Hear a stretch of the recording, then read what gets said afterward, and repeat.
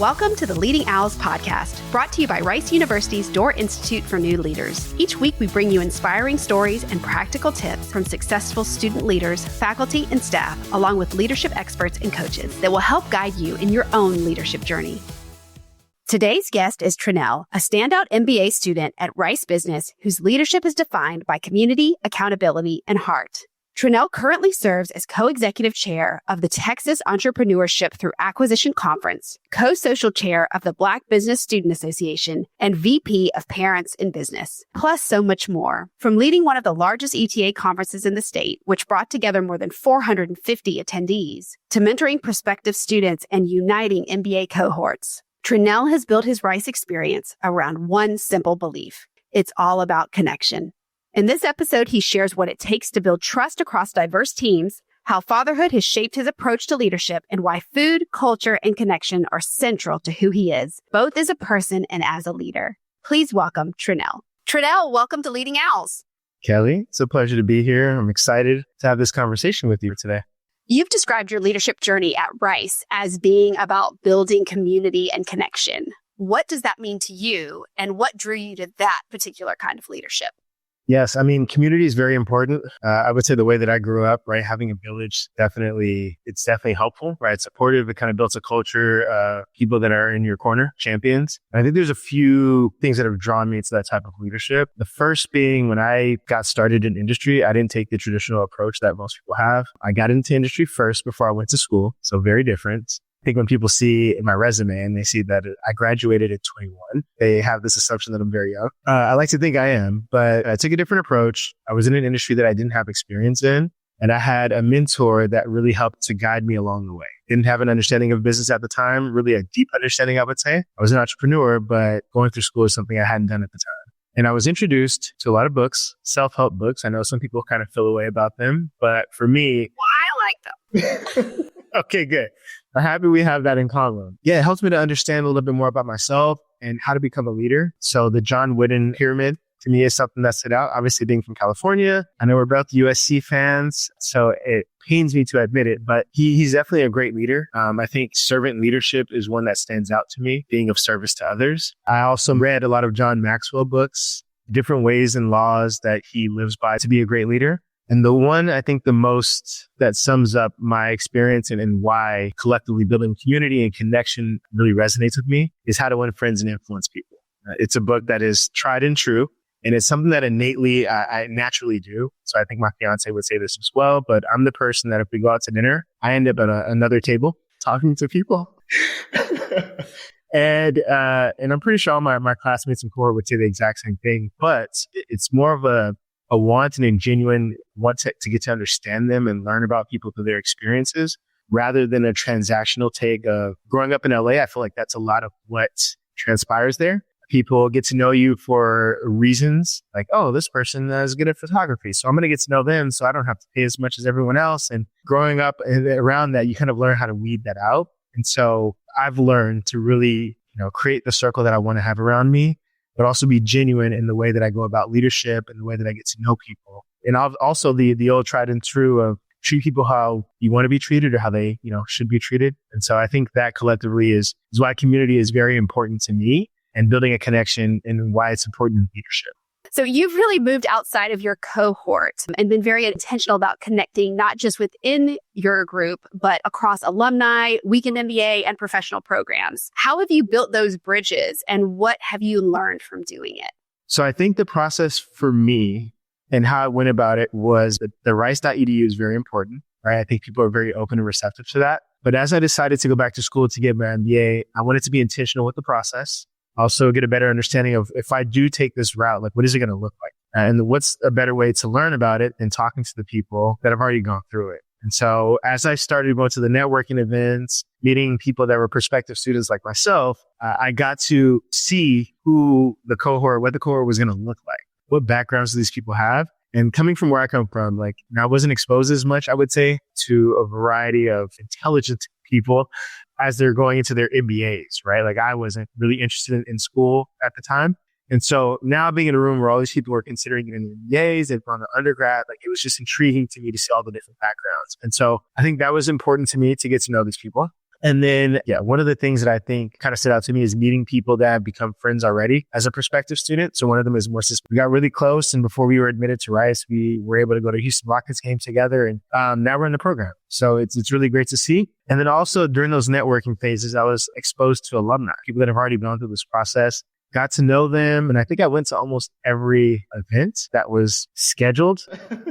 And I was actually the first student admitted into our cohort. Once I knew I was in, I went through the process and I got this nice little cup at home that reminds me that I was the first one, and people kind of mention it often. But it allowed me to start building that network early on. Then I think another component of it is that my undergrad was during COVID. So I didn't get this opportunity to build a relationship in person. And I knew if I were to do this, I was very intentional about making sure I was able to build that community. So you can say that really motivated me to get that process started. So that's how I got to know alumni. And then once I started the program, it's really consulting or IB. Those are the two. So consulting seemed like a right fit for me. I did a lot of research. But through that process, because it's not one cohort that you're getting introduced to or one program, you're talking to full-time students. You're meeting with second years. You're talking to weekenders. And so it's really a variety of people that are coming together for a sole purpose, going through those trials and tribulations of accounting and finance while you're trying to look good and all that. Like it's a lot, but you go through that process together, and I think you get a lot closer. And so that's how I've gotten to know all the different programs. And then it's really just kind of spread from there, right? I think I was a first year rep I was a first year rep for RBSAP. And so being in a leadership role just kind of expanded from there. And I know there's kind of like this differentiation, I would say, from the evening program and weekenders to full-time. I was like, why is that? Rice, we're all kind of competing for the same, I would say, roles, right? And we're competing against other schools, not necessarily Rice. And so how do we make sure that we're building the Rice brand, kind of setting each other up for success rather than trying to pit each other against each other, I guess. And so that was really my focus. Like we shouldn't have to compete against each other. Let's work together. And whoever's, gets the job, like they're obviously well suited for it. And sometimes luck plays into it. But yeah, so I say all that to say that's how I've approached it. And now, as I'm in my second year, there's a lot of prospective students that are considering Rice, getting to know them has become a part of it, and being a mentor any way that I can. And outside of being transactional, right? That's not my purpose for wanting to get to know the people, but again, a genuine interest. And the way that I approach it is how can I provide value to others? So it doesn't come across as being fake, or as I mentioned earlier in California, like, I don't want to come across like that. California, it can feel transactional in relationships. Yeah. Very. So I've learned not to do that. So. And you recently took on a huge role. You chaired the Texas Entrepreneurship through Acquisition Conference, which brought together more than 450 attendees, which is huge. Can you take us behind the scenes? What did that process look like from start to execution? Yeah. So growing up, I was an entrepreneur. I like to think so. I used to go, when we were in LA back in the days, used to go to the 99-cent store, get a bunch of candy. And again, this is when prices were pretty good, right? You can get like Reese's for $1. And so I would sell them each Reese's for $1. And that was kind of my start into entrepreneurship. And that's how I always viewed entrepreneurship. It was like, oh, you have to start a business, scale it. And that's really how you start to make money. And it wasn't until last year, I kept getting these emails, because we get a ton of emails at Rice. And it was like, oh, if you volunteer at this conference, you'll get a free ticket. And kept seeing it, and I kept just getting rid of it. And so finally, I'm like, oh, this date's getting closer. I'm like, you know what? Let me just volunteer. Let me go see what it's like. And I was blown away by what happened or transpired on that day. Actually, the day before, because there's a happy hour that takes place. I got to understand a little bit more about ETA. And really the concept is there's a lot of baby boomers right now that are either they're getting out of their business for a few different reasons. Could be their kids that want to take over the business. They want to retire. They want to go do hot yoga or travel or whatever the case may be. And the hot yoga is actually a true one, because there's a guy that attended the conference, and that's what he does now after he's retired. But it really opened my eyes to say there's a different way or a different path to entrepreneurship. As I got to, volunteer that day and meet the people that are in the industry, I went to talk to Javier, and he's the president or the chair that ran it last year. And once it was over, I was like, hey, I want to do this next year. I was like, I don't know anything about it, but I'm going to start the path of learning and getting an understanding of what ETA is. And I want to be able to plan this for next year. That was how it all got started. It was self-inflicted, I would say, because it was 11 months of planning that went into this conference. But I'm grateful for the opportunity. The team that I worked with was amazing. The people that I worked with to kind of bring this to life. And when we took it on, there was a key component that I didn't realize, that Rice has been teaching this curriculum for the last 40 years, so to speak. So I was like, what do you mean? Like, how is this possible? Because everyone, when we talk about ETA, they know about Harvard, they know about Stanford, Kellogg, Booth, Duke, all these other schools. But when I found out that Rice has been doing this for a really long time, that was one of the first things we wanted to attack. My background is in marketing. It's like, how can we get this out there? And so one of the first things we did was I went to Michigan Ross to attend their conference and see how their conference is held, met their leadership team. It was a great experience. It was very cold. It was in January. In Michigan? January in Michigan. Yes. Very, very cold. And I took a lot of learnings away from that. Also, I've been to a ton of conferences. And so collectively with the team, we were able to take away a lot of the positives that we've seen and then replace I would say, areas of opportunity with ways to improve the conference. And so what we did is we met with stakeholders, which was last year's team, the original founding team of the conference. And then we also have Al Danto and Al Galindo, who have been running the curriculum internally for Rice. And then people in the space, right? It's a huge ETA space. It's small in terms of how people know each other, like off of a first name basis. But it's huge in the fact that there's a lot of people that are going down this route, especially MBAs. And as we went through this process, we decided one of the first things we wanted to do was rebrand the conference. And so we rebranded the conference as the Texas Entrepreneurship Acquisition Conference with the help of Kathleen Clark, Al Danto, and then Brian Wolf was another person Brian Wolf and Jacob Hall. Those are people that were instrumental in kind of coming to that decision. That was the first thing, because there are other schools that are into ETA. Obviously, we want to make sure that we stay the market leader with that. And then we figured we had some really lofty goals. Last year, we had about 215 attendees, and we wanted to double that. So our goal was to get to 415. Like 430. And then in terms of the funds that we raised, we wanted to kind of triple that. So that way we could meet the demand or create the conference that we wanted for the amount of people we were expecting to come. Safe to say we reached those goals. That's amazing. Yes. Thank you. It was 11 months of planning and there was a lot that went into it, a lot of blood, sweat, and tears. I remember being in Brazil for our global field experience and I was hopping on sponsor calls, meeting with the Rice team every Friday. So a lot going on there, but I think looking back at it was an amazing experience. All the feedback we've been getting from sponsors, from attendees, people are ready to sponsor for next year already. Attendees are saying, I'm coming back. Undergrads that got involved this year. So it was an overall great experience. Hopefully I didn't talk your ear off about ETA, but it's something that's important to me. So I'm excited to talk about it. I could talk about it forever. It sounds like a great conference. Now I want to go. Well, you have to book it for next year. So. Was there I'm sure there was, but what was one moment during the experience that really tested your leadership?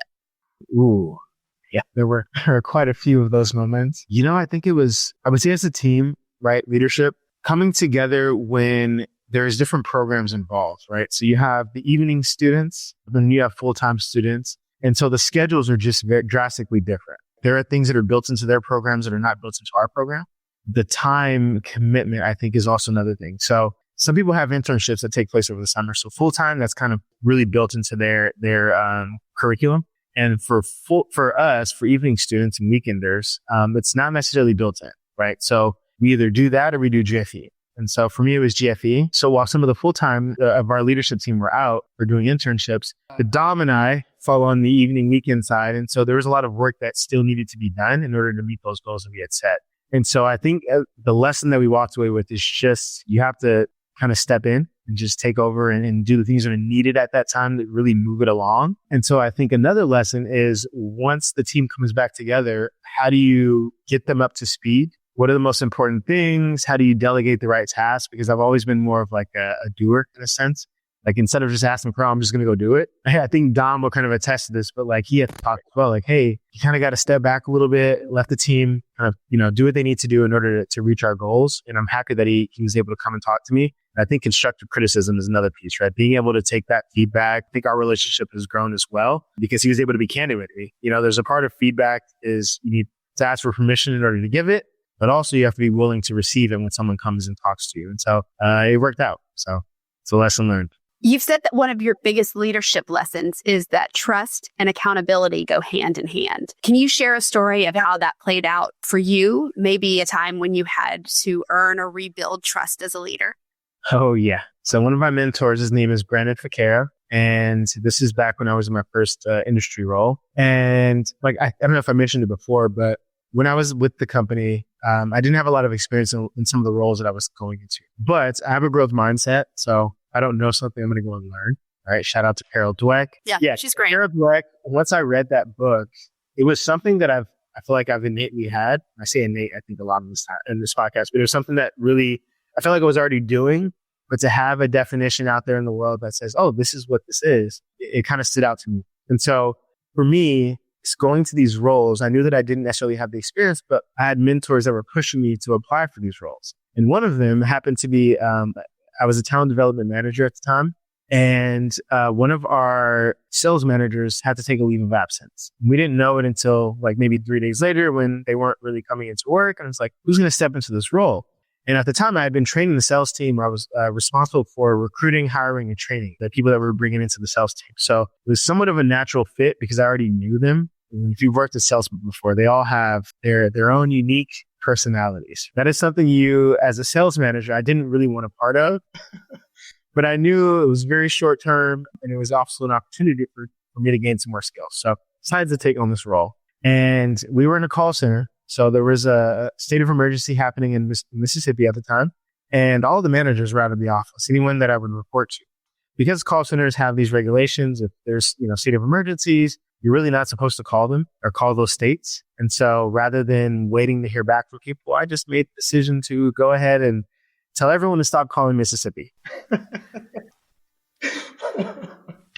I didn't think it was a huge thing at the time. Like based off our customer base, like Mississippi played a very small piece in the pie or piece of the pie. But I get into work the next day and my boss comes and says, hey, so what happened with Mississippi yesterday? Like, oh, I got this information, made the decision to just have them out call. I didn't think it was going to be that, big of a deal. But obviously his boss mentioned it and that's how it came down to me. And so one of the things that I learned in that moment was like, I don't mind being held accountable and I'm going to tell the truth. I feel like honesty is a huge piece of the puzzle in terms of leadership. And so I was very honest with him. I wasn't looking to hide it. And I think at that point, it set the stage for how I wanted to be as a leader. There's the trust aspect and the accountability. He trusted me with the job, which I did. I think that month we had the highest month of sales for the team. Like people had their record sales per sales rep. And so that was exciting. I think the morale was there. But there was that moment of, making a decision. And instead of hiding behind it and saying whatever the reasons were, like, yes, I did that. And, this is the reason why. And he trusted me moving forward because I don't hide behind making mistakes. I think mistakes are a part of how you grow. And so even now, if there's something that I do wrong, I'll go and be the first one to tell whoever it is that I'm reporting to, hey, this is something that I did. I know that this is probably not the best way to go about it. I've already kind of done some reflection and this is how I would do things differently, but you don't have to worry about it happening again. Because opposition to that is you not saying anything. You find out about it. And now it's like, oh, now you're trying to like come up with reasons why and being on your heels. And I don't like that feeling. So I'd rather just come out and be accountable for the actions that I took. That's awesome. Accountability is so, so incredibly important. We actually have a workshop that focuses on accountability that our director teaches. And it's just something that's often overlooked, but so incredibly important. Very, very. Yeah. So can I sign up for that? Yeah. I'll keep you posted on when it launches. I think it's launching later this semester. I'll keep you posted. Perfect. You've had such a dynamic professional path, moving from training specialist to talent development manager in just 6 months and later to senior director of growth and acquisitions. What's driven that trajectory for you? So I think because I had been with the company for such a long time, I think there's the culture aspect of it. Again, having champions in your corner, I really think is a powerful tool. Again, not to be transactional, but more of a genuine thing. And I think it's just who I am as a person, right? I love learning. So I'm a lifelong learner. I've mentioned growth mindset a couple of times as well. And there's always that yearn to be better, right? You want to be 1% better than you were yesterday. And that those small steps will help you to continue to grow and hopefully be in a place where you can look back and say, I'm happy that I took those steps and made those sacrifices. And so while the first, I think, role that I took as a training specialist was going from customer care to training specialist. And how that came about was new hires were just placed with me. So as they brought them on, they're like, oh, we're going to sit you with Tranell and he's going to walk you through it. So I became a de facto trainer. And then a position opened up as we were starting to scale. And there was my boss like, hey, you should apply for this role. And I looked at the job description. I'm like, I don't have any of the things that you have mentioned here. Like, he's like, no, I get that, but I think you'd be great in this role because, there's the point of putting it out there so that you can see what candidates you'll get. but I think they felt that I was, again, internally the right person for the role. And so was promoted to that role and did something I didn't know, or took on a role or responsibility that I had no background in. And I was reading books. I was looking at resources, like what could I do to learn about it? I would sit in on my boss doing the trainings. So I would actually record them. This is before GPT.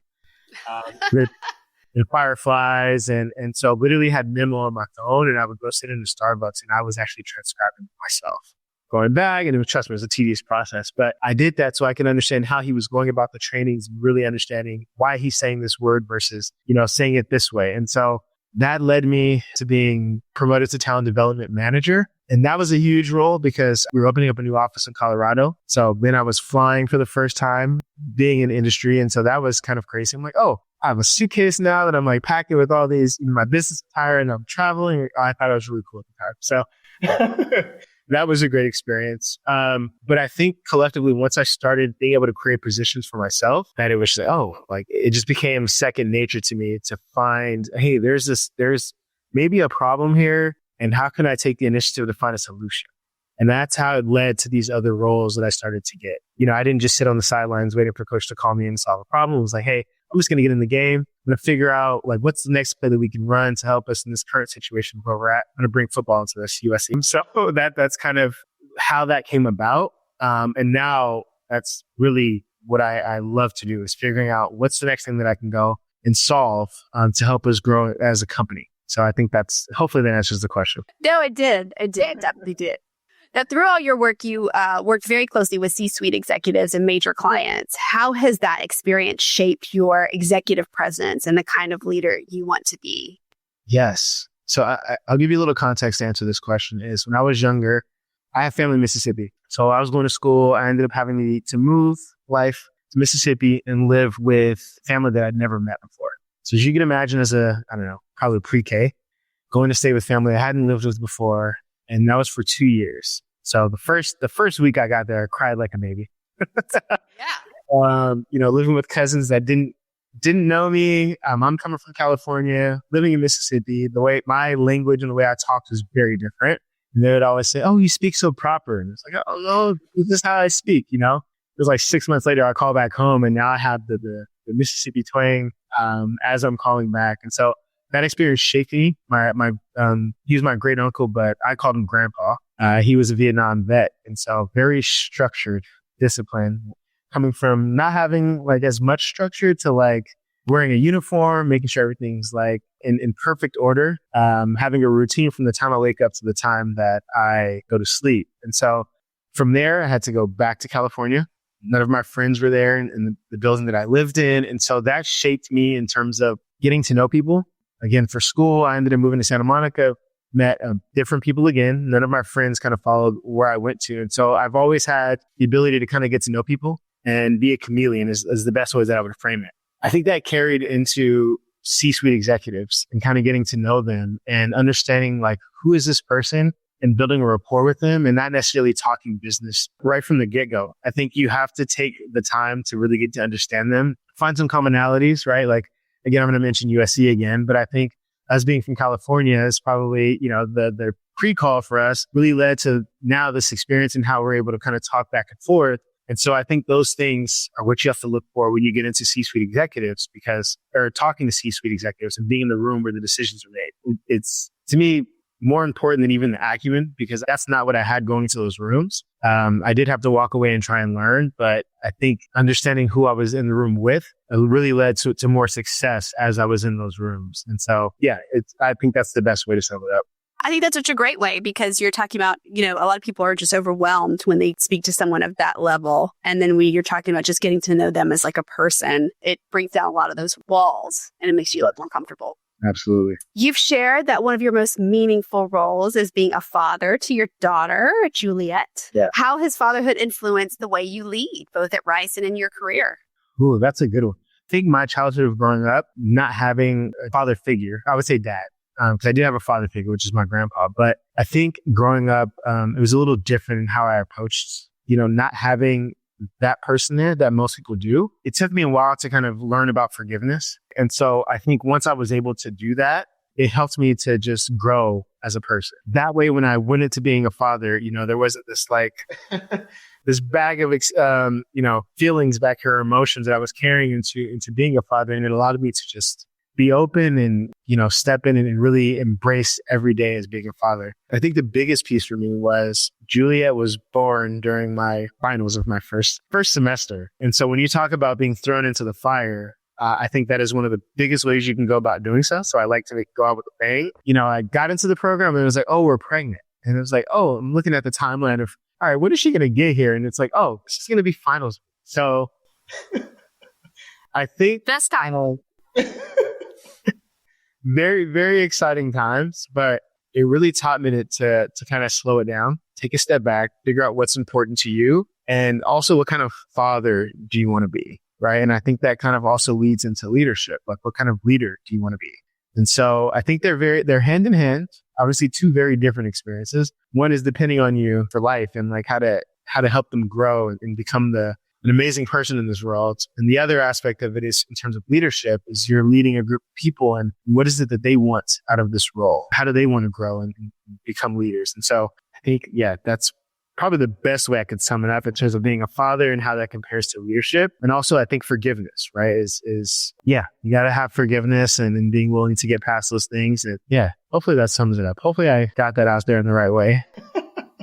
You definitely did. So you also have a real passion for food. You almost went to Le Cordon Bleu and you helped grow a food review YouTube channel across LA and Hawaii. How did that come about? Yes. So as I started at my former company, I had a friend because I was getting into sales. So this is over the phone sales and I hadn't been in this industry before. So it was like first time. And there was this guy across from me. He's like helping me along the way of like, hey, you should do this. You shouldn't do this. And then we became really good friends really quickly.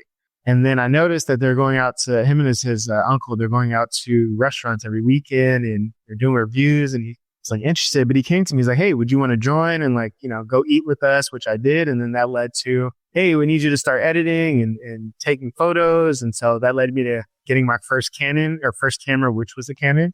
And as I started going through that process, I started to kind of bring the entrepreneurial side of me into what we were doing.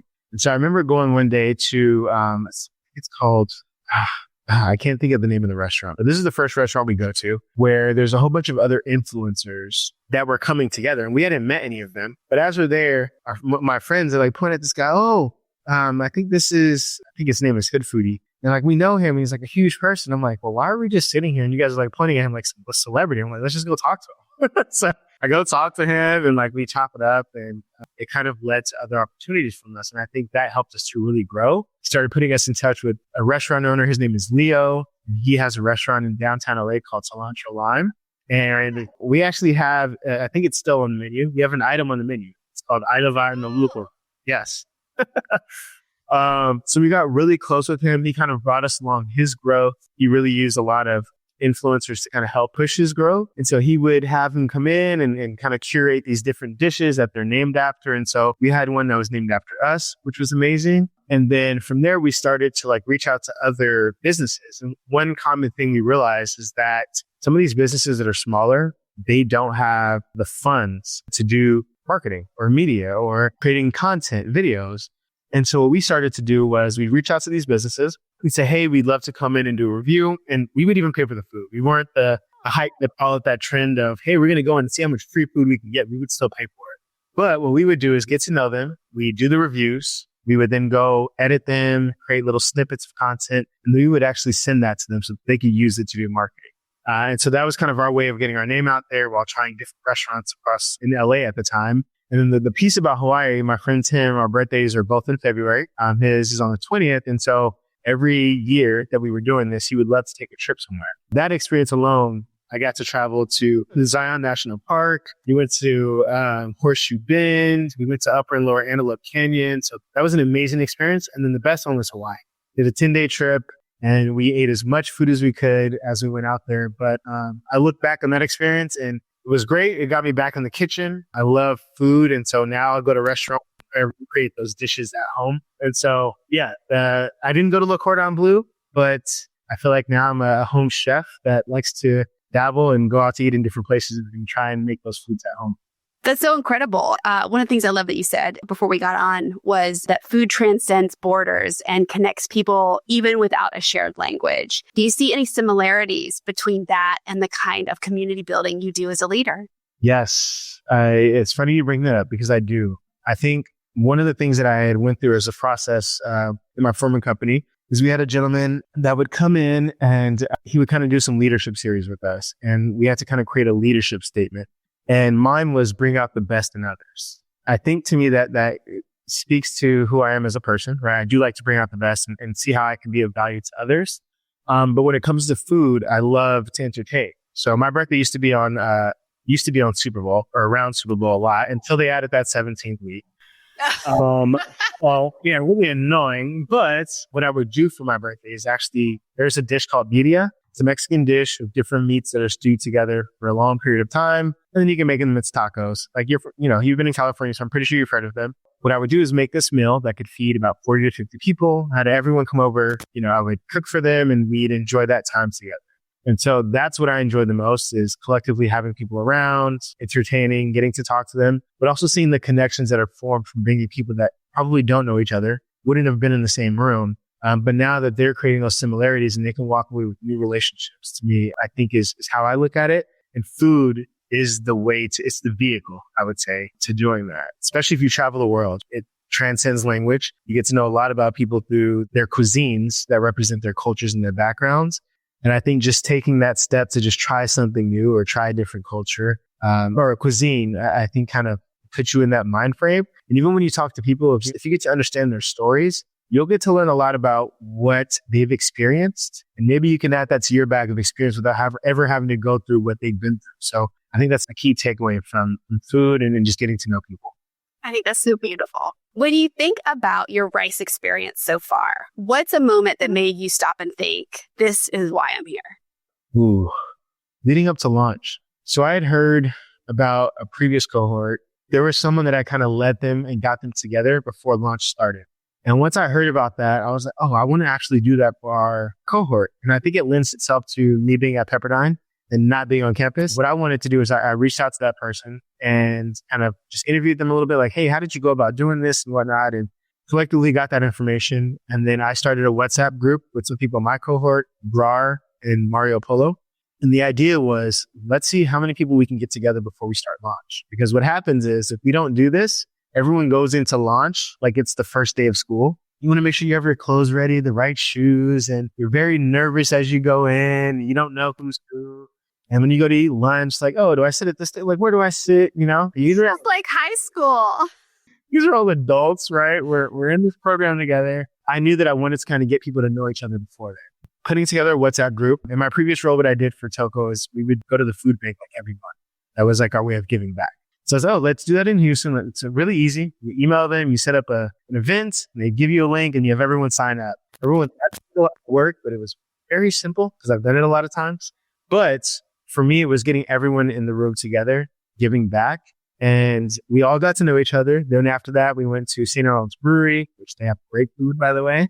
But it's a great way to end the day after you wake up at 8 o'clock in the morning and you finish around 12. And that's where we started building these relationships. A lot of the people that went there to that event, were really close. And then we did some happy hours afterwards. But I think as I went through that, to me, it was just a natural way to get people together, really because I wanted to get to know them selfishly. But that's the moment I think I knew that Rice was the place that I wanted to be and that this experience is what I was looking for. It was before we even stepped foot on campus. I think that was the time for me. I think that's so great. What a great way to get to know each other. Like when you're working on something together, that's just like the best way to get to know each other. Absolutely. What advice would you give to future MBA students who want to lead, but also build meaningful relationships along the way? Yeah, I'd say get out of your comfort zone, have a genuine interest, be comfortable with being uncomfortable.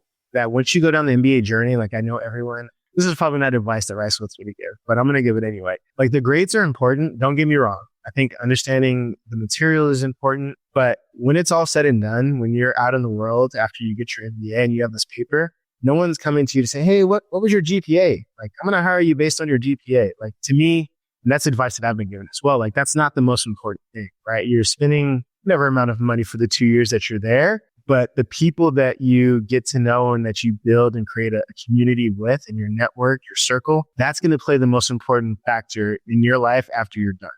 Again, as long as it's genuine, it shouldn't be transactional.